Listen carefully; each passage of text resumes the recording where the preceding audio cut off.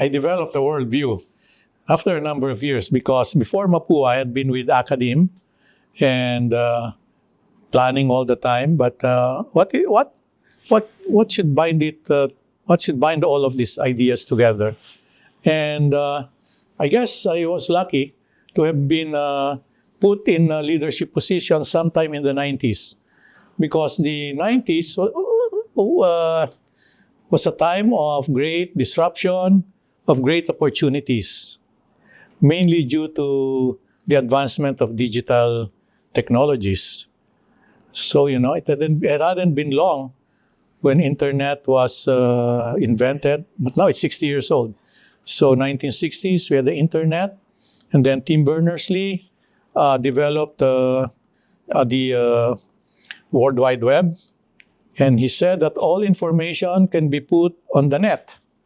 And he developed the Universal Resource Locator, URL, for all pieces of information that anybody would want to put on the web.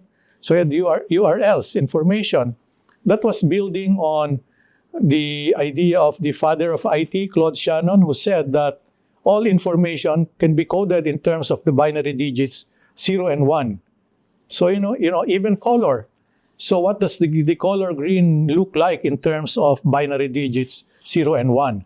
So if you could put if all information could be coded, and Tim Berners-Lee says that all information can be put on the web, what a powerful thing the World Wide Web is.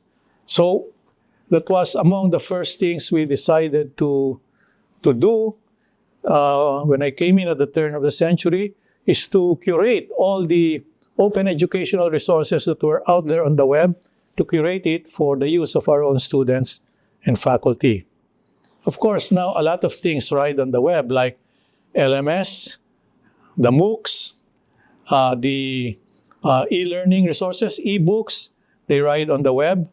And lately, the most powerful thing ever is artificial intelligence. Because if artificial intelligence actually just took all the words that are present in the internet into some algorithm able to build generative AI to answer any question that you might pose, or any help you may need with programming or making a speech and so on and so forth. So not only does one have all the information on the internet, assuming we're there already, maybe we're not, but you can actually make use of all that information to help you with a lot of tasks. Of course, with some caveat. But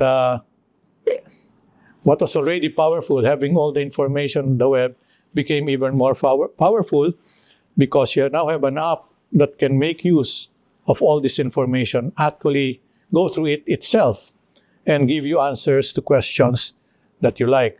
So what sustained me was actually the excitement that the 90s, even towards the end of the 90s, were a time of great change.